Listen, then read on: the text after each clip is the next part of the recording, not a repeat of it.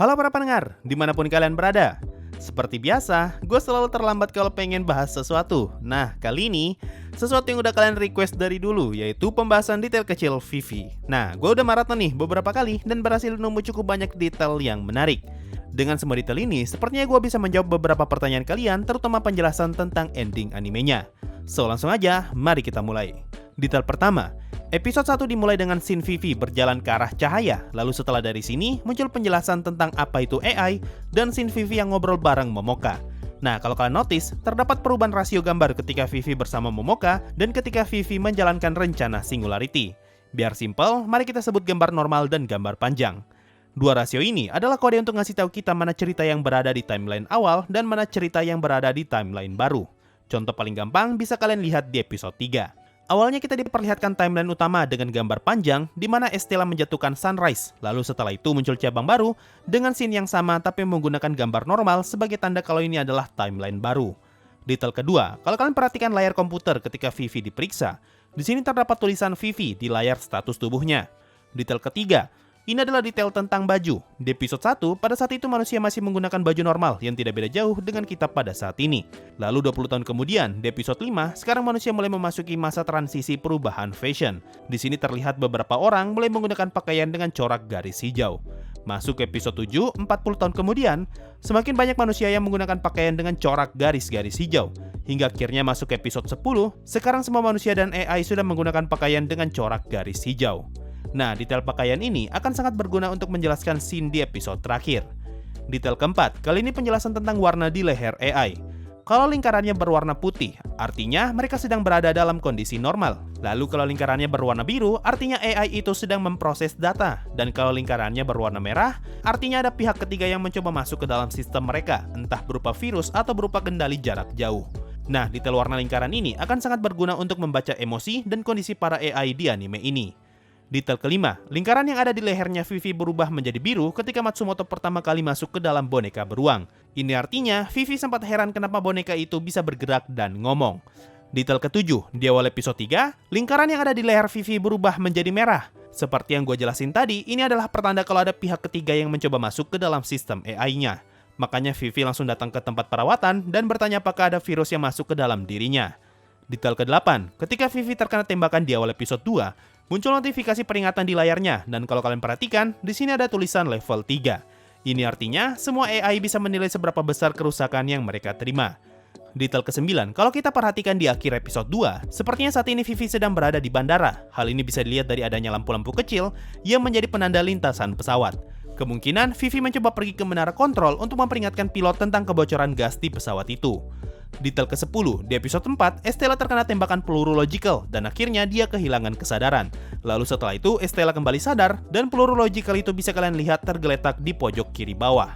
11, di episode 3, Matsumoto ngomong kalau dia telah menyamarkan identitas Vivi dan tidak ada yang menyadari identitasnya. Tapi ketika Estella bertemu Vivi, di sini lingkaran Estella berwarna biru dan dia ngomong suaramu indah. Ini berarti Estella sudah tahu identitas aslinya Vivi dan pada saat itu dia sedang memikirkan alasan kenapa Vivi bisa datang ke Sunrise.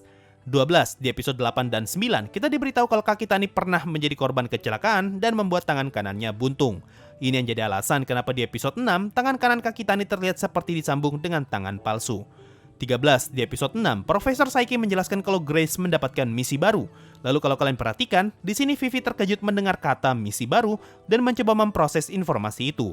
Barulah setelah semua itu diproses, Vivi pun mengatakan dengan jelas kalau dirinya adalah Vivi, AI pemusnah AI demi mengubah masa depan yang hancur. Menurut gua, alasan kenapa baru sekarang Vivi berani mengatakan kalimat ini karena dia akhirnya tahu kalau ternyata AI bisa mendapatkan misi baru di luar dari apa yang diberikan kepada mereka ketika diciptakan. 14, di awal episode 7, Diva sempat ngomong dengan seorang perempuan yang adalah pegawai baru. Dia memohon maaf kepada Diva karena telah melakukan kesalahan. Nah, kesalahan yang dimaksud adalah dia membiarkan seseorang melewati batas penonton dan gagal menahan orang itu untuk tidak masuk ke dalam.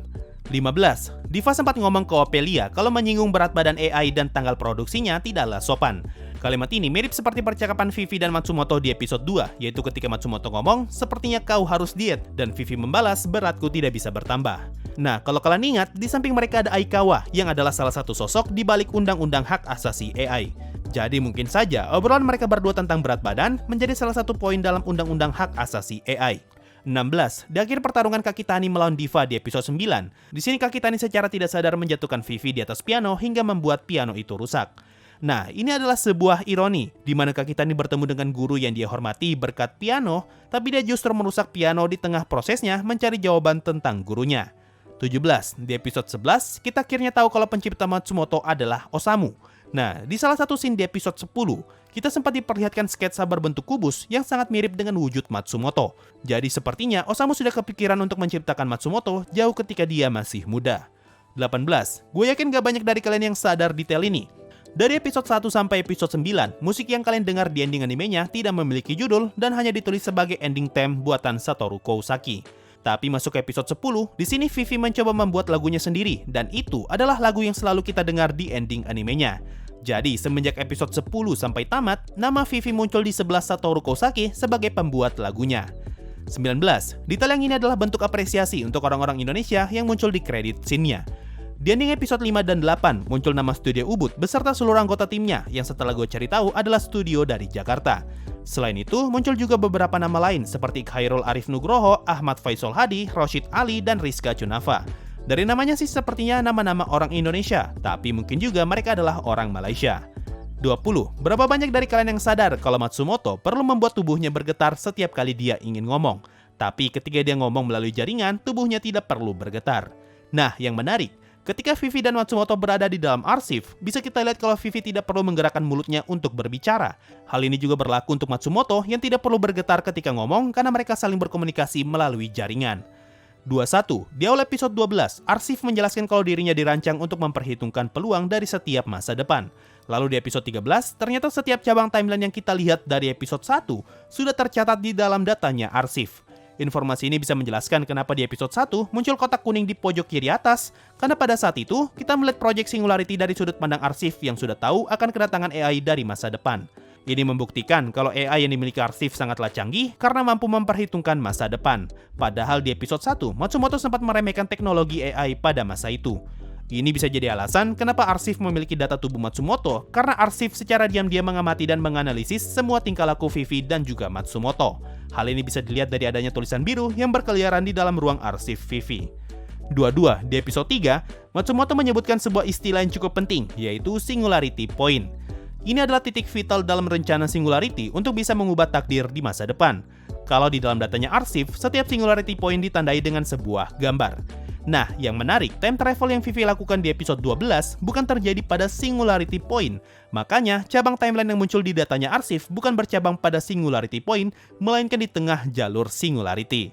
Lalu kalau kalian perhatikan, percabangan pada timeline hanya terjadi di dua titik Singularity Point, yaitu di pemadaman Float Island dan tragedi Ophelia. Kemudian kalau kalian lihat di awal episode 11, pada saat itu belum ada cabang yang muncul di pemadaman Float Island, dan cabang yang muncul di tragedi Ophelia hanya berjumlah 6 cabang.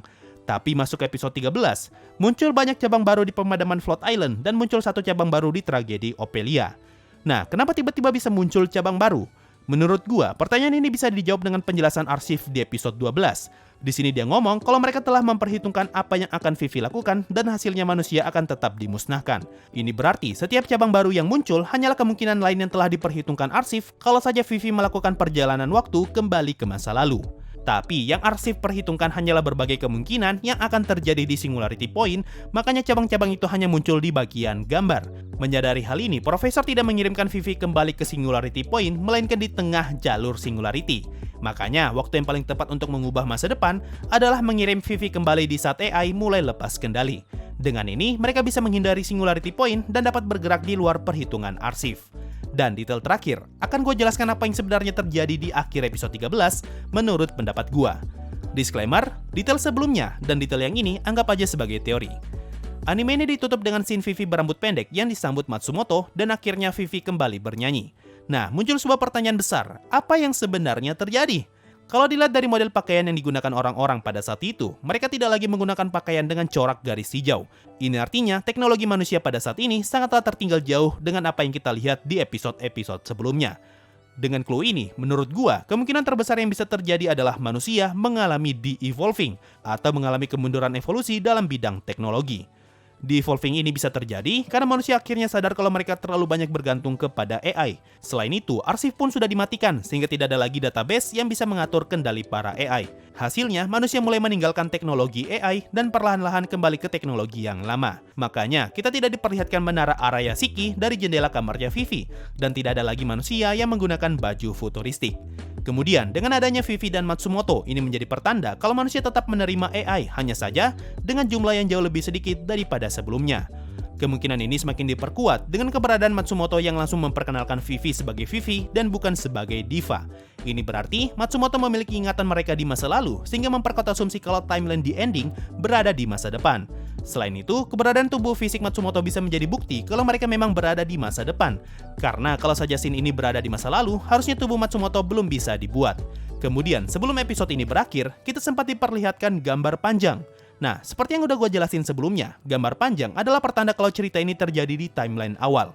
Ini berarti, masa depan yang kita lihat telah dianggap sebagai timeline awal dengan munculnya singularity point yang baru. Atau jangan-jangan muncul realitas baru, di mana yang kita lihat saat ini adalah Vivi dari realitas yang berbeda. Makanya, kita diperlihatkan gambar panjang yang menjadi pertanda kalau ini adalah timeline awal.